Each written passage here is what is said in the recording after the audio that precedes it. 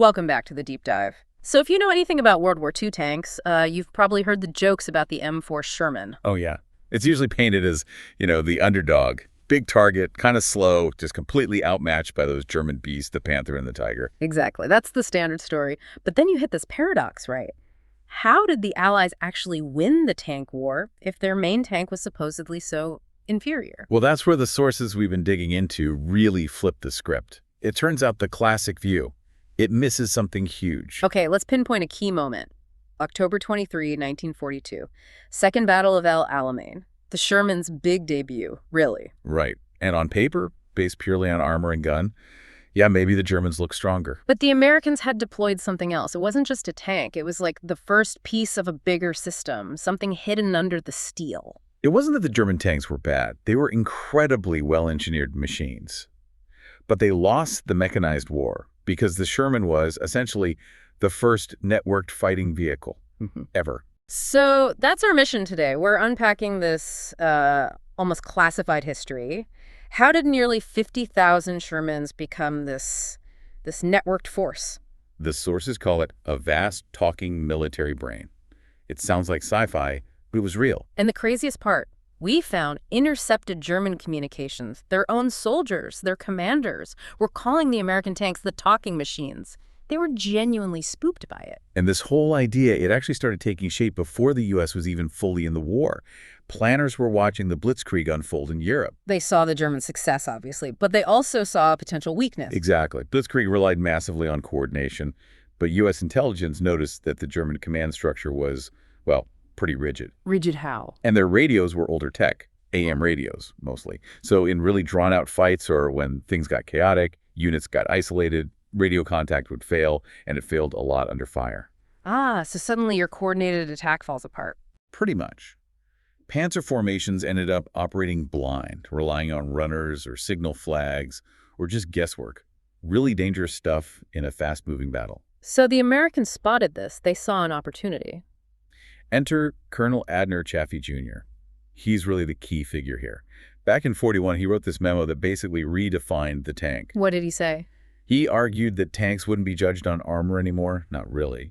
The winning tanks would be the ones that could see, hear, and coordinate with everything else.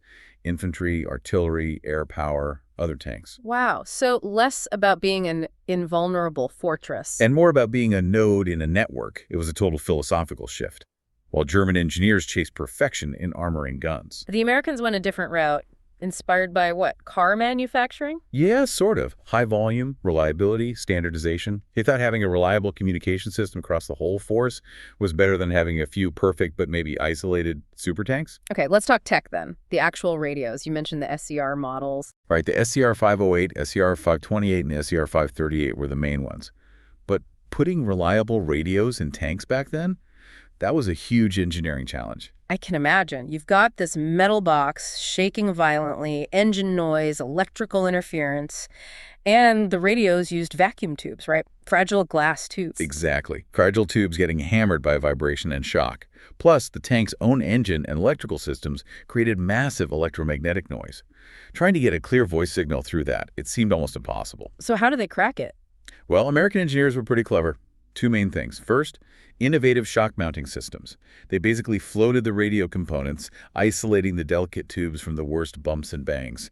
And improved electrical shielding helped cut down the interference. Okay, that makes sense. Better protection. But what about the signal itself? That was the real game changer. Switching to FM radio, frequency modulation. Not AM like the Germans were using. Correct. AM radio is super susceptible to static and interference, Think of an old AM car radio driving under power lines. FM, though, is much more resistant to that kind of noise. So clearer voice communication, especially in a noisy tank. Dramatically clear. So while a German commander might be struggling with crackly, intermittent messages, the Sherman commander often had crystal clear, continuous comms. That alone feels like a massive advantage. What about range and channels? The main command radio, the SCR 508, was pretty amazing for the time. It could transmit on 10 FM channels, receive on 20, and crucially, it kept that clear signal for about 7 miles. even with the tank bouncing along at full speed. 7 miles while moving. Okay, that range and clarity. Yeah. That's what allowed the whole doctrine to actually work then. Absolutely. It connected back to that philosophical divide. Yeah. German doctrine kind of fetishized the lone wolf ace, right? Guys like Whitman. Individual skill against the odds. But the American idea was different. Totally different, almost revolutionary in its simplicity. Just make every tank part of this larger organism. Connect everyone. But wouldn't that just create chaos? Constant chatter. How did they manage the information inside the tank and between tanks? Good question. They solved the internal part with the BC-606 interphone, an integrated intercom system. This was key. How did that work? The commander could talk privately just to the driver, or maybe the gunner, or flip a switch, broadcast to the whole crew. Flip another switch, talk to other tanks in the platoon. Flip another switch, call directly for artillery or air support. All while moving and fighting. All while moving and fighting, seamlessly. It wasn't just about tank to tank anymore. It was tank to everything. So that creates, what did the sources call it, a shared battlefield consciousness. That's the perfect phrase for it. Sherman crews weren't just reacting to what they saw. They were hearing intel from everywhere. Artillery spotters calling targets, infantry asking for suppressing fire, other tank units reporting enemy movements miles away. They had this collective awareness. Instantaneous, collective awareness, something the German system, focused on top-down orders and less reliable comms, just couldn't match. Which explains those German intercepts from Normandy you mentioned, where they sound totally bewildered. Yeah, commanders complaining that the Americans seem to operate with supernatural awareness, coordinating complex flanking moves, calling in pinpoint artillery. It looked like mind reading to them. Because they weren't fighting individual tanks, they were fighting the whole network. Exactly. The network anticipated their moves because someone, somewhere in that net, had seen or heard something. Wait, let's make this concrete. Specific battles. Operation Cobra, July 44. The big breakout. Cobra's a great example. It worked not because Sherman suddenly became better than Panthers one-on-one. It worked because thousands of Sherman crews were coordinating their push, sharing intel on German weak spots, concentrating fire, all in real time across a huge front. It was the system enabling the breakthrough. Definitely. And then there's the Battle of Ercourt, September 44, maybe the ultimate example. What happened there? The U.S. 4th Armored Division, mostly Sherman's, got hit by a surprise attack. Lots of brand new, powerful Panther tanks. On paper, the Americans were outnumbered and outgunned. Badly. But they won. Decisively. They did. And the after-action reports all point to one thing. Communication. How so? The Sherman crews were listening in. They heard the German recon units reporting positions. They tracked the Panther columns moving up. They knew where the attack was coming before it hit. So they weren't just reacting, they were setting an ambush. Precisely. They coordinated with their attached tank destroyers, figured out the likely German approach routes, and set up prepared killing fields. The network heard the enemy coming and guided the guns before the Panthers even knew what hit them. That just fundamentally changes tank combat, doesn't it? It's not duels anymore. It's system versus system. And the American system, the network, could bring overwhelming coordinated force to bear very, very quickly. Okay, but this incredible advantage, it had downsides, right? It wasn't all perfect. Oh, absolutely not. There were serious costs and vulnerabilities that came with being so connected, so chatty. The most obvious one being, if you're talking all the time. Someone might be listening. And they were. German signal intelligence got very good at intercepting American radio traffic. So our own network was giving the enemy intel. Often, yes. Real-time intelligence on troop movements, planned attacks, unit locations. A huge gift, really. And the Germans learned to exploit this dependency. They did. They developed sophisticated jamming techniques, turning that clear FM signal into useless static at critical moments. Frustrating, I bet. Hugely. And they also figured out that the radio antennas, usually just these whip antennas on the turret, were vital.